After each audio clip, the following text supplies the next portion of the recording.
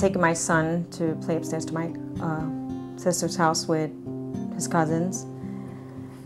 And I went downstairs. When I went upstairs, he was there by himself with this other kid. When I opened the door, my son had no clothes on.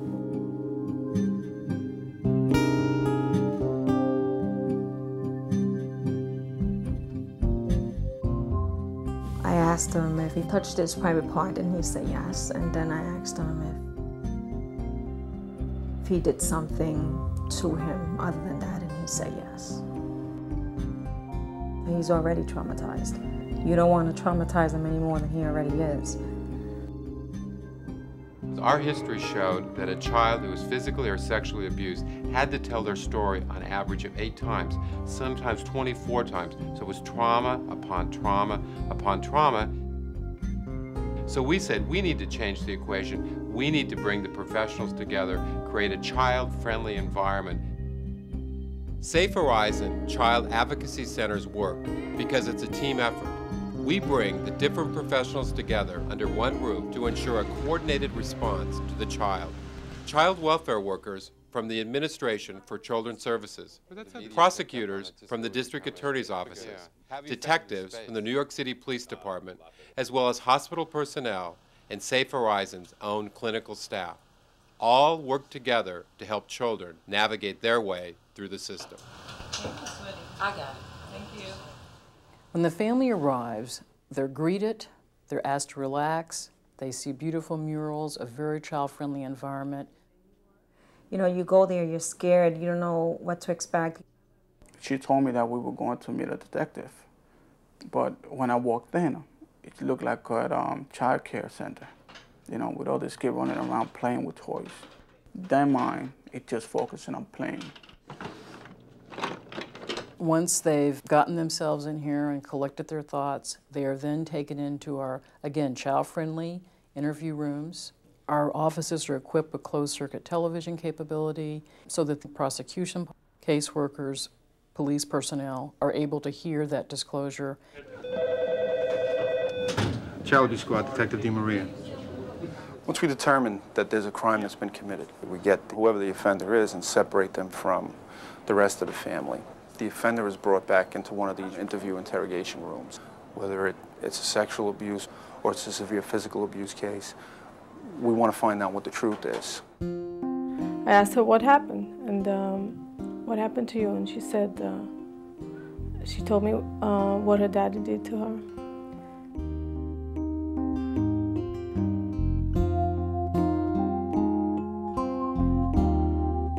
I called my husband at work, and he denied it, of course. Well, he was called to for investigation when we were still at the center, and he came over and they investigated him for a few hours. He admitted, and then he was arrested. I felt that, like, this man wants to destroy my daughter, and thanks to the help of the center, I've managed to keep her childhood.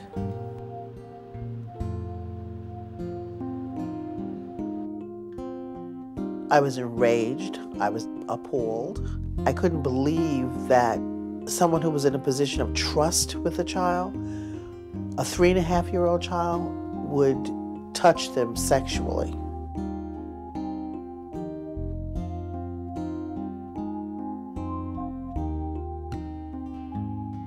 The Child Advocacy Center helped her so her court experience would be the most positive. Legally, the end result is that the abuser, he is in prison for 25 years. I think it may be divine intervention. I saw the police, I saw the counselors, and I knew that whatever the problem was, that something good would come of it.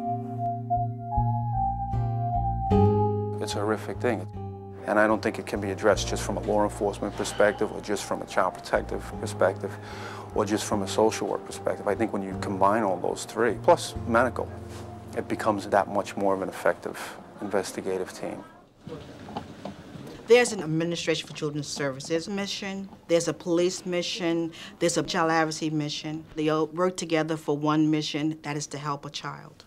I didn't know that there was any other one besides the first. Following interviews, a counselor will meet with the family, and they're invited and encouraged to participate in counseling. Short-term counseling is provided to the family members up to 12 weeks. Without counseling, the tendency is for an individual to suppress whatever the experience was. And eventually it gets triggered by other incidences and it resurfaces. And when it resurfaces, it's doubled the trauma. If I was in a different place, in a different time, and I didn't have this, I would fall apart. And it's very scary to think about it. But when you have this kind of support, you can actually have the strength. She's just a very, very happy, well-adjusted little girl, and looks forward to her counseling once a week because she knows that's a time when the focus is totally on her. It's good to see her have a life, and she's entitled to have a life. And that's the way it should be. He's doing wonderful. I think he's doing better than both of us right now. He surprised a lot of people.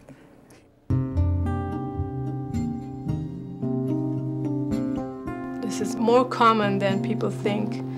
If we are good people and we want the best for our children, then we must have a place like this available for every child if they need it. Did you? When I think about the Safe Horizon Child Advocacy Center, I think it's a great place that you can go to when tragedy strikes and you have nowhere to turn to. The Safe Horizon Child Advocacy Centers, they're effective, they work, and most importantly, they take a child at their greatest time of need and help that child move forward. And that's what the CACs are all about.